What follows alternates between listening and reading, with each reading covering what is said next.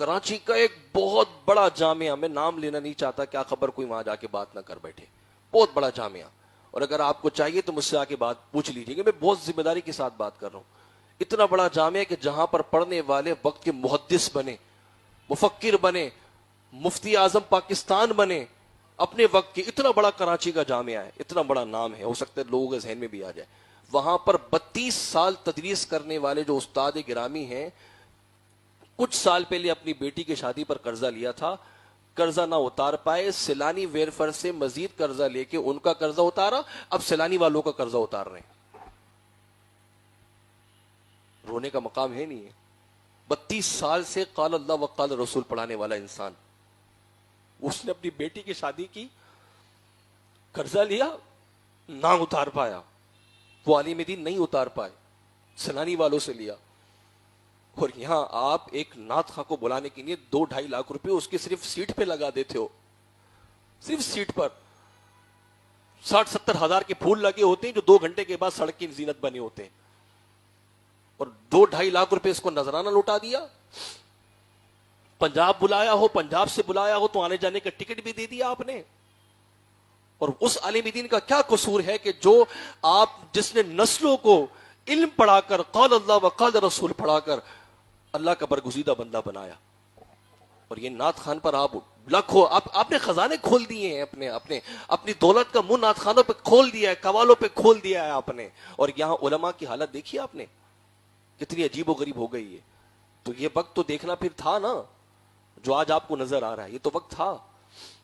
جو لوگ اس امت کا سہارا بننے والے تھے، جنہیں ضرورت تھی کہ اسلامی نظریات کا تحفظ کرتے، آپ نے تو ان کو اوندھے منہ پھینکا ہوا ہے. آپ کبھی جامعہ کا، یہ میں ایک سچی بات بتا رہا ہوں، جس نے اس سال اپنے محلے میں، اپنے علاقے میں محفل میلاد کرنی ہے نا، وہ ایک مرتبہ محفل میلاد سے پہلے جامعات کا دورہ کر کے آ جائے، ایک مرتبہ بس، اور پھر سوچے کہ آیا کہ اب یہ پیسے میں نعت خواہ کو دوں یا ایک عالم کو دوں. میرا نعت خانوں سے کوئی جھگڑا نہیں ہے، میں آپ کو سچ بتا رہا ہوں. یہ اللہ رسول صلی اللہ کے حمد بیان کرنے والے ہیں، یہ اچھے لوگ ہیں. ہم نے، آپ نے بگاڑ دیا. یہ سارا دن گھر میں پڑے سوتے ہیں، کام دھندا کچھ نہیں کرتے ہیں. میں سچ بتا رہا ہوں آپ کو، اکثریت کی یہ حالت ہے، کام دھندا ان کے پاس کچھ نہیں ہے. یہ لاوارث ہو چکے ہیں، کیونکہ ان کو پتا ہے کہ ایک محفل ہمارے پاس آئے گی، 15,000 روپے جھٹکے سے آ جائیں گے، ہمیں کیا کمانے کی ضرورت. لیکن اس بیچارے عالم دین سے پوچھے کہ جس نے 32 سال درس نظامی بھی پڑھایا، عالم بھی بنایا، لیکن غیرت اتنی تھی کہ لوگوں کے آگے ہاتھ نہیں پھیلائے. پھر کہتے ہیں کہ مولوی مانگنا شروع کر دیتے، پھر کہتے ہیں کہ مولوی کی نظر جیب پہ رہتی ہے. ایسے لوگوں کو شرم نہیں آتی؟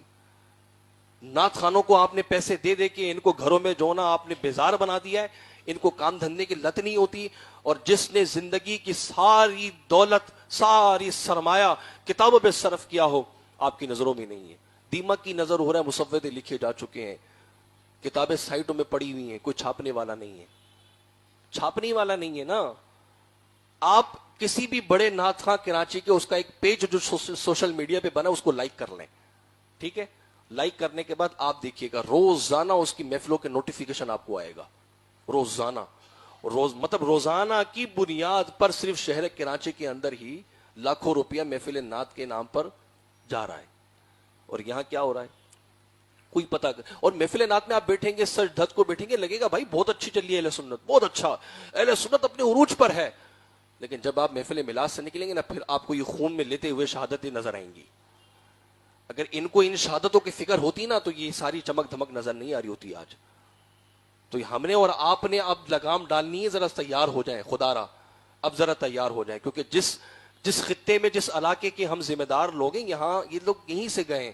اگر یہیں سے انشاءاللہ ان کے خلاف ایک بات اٹھائی جائے اور مثبت طریقے سے اہل سنت کی سوچ کو آگے لیا جائے، میں سمجھتا ہوں کہ شاید جو آج ہم دیکھ رہے ہیں یہ وقت گزر جائے گا. یہیں سے اگر چلیں، یہیں سے اگر ہم لے کے چلیں، یہیں سے اگر ایک بنیاد کو دوبارہ اٹھائیں، تو وقت یہ ہے کہ اہل سنت کو اللہ تعالیٰ دوبارہ عروج عطا فرمائے. شاید پھر کوئی شاہ نورانی ہمارے اندر پیدا ہو جائے، کیونکہ اللہ کی رحمت ممکن ہے نا. شاید کہ پھر کوئی شاہ راب الحق قادری جیسا جذبہ کوئی لے کے آ جائے، شاید کہ کوئی پھر ہمارے سامنے آئے عبد الرحمن نیازی جیسا.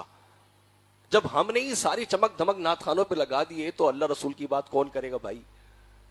میں بار بار یہ ذکر کر رہا ہوں کہ اپنی محفل میلاد کا جائزہ لے لیں.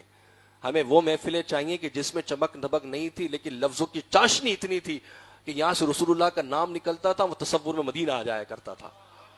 یہاں نعت بھی پوری نہیں ہوتی تھی, کہنے والے کہہ دیا کرتے تھے ہمیں رسول اللہ کی زیارت ہوئی ہے. ہمیں یہ محفل میلاد چاہیے.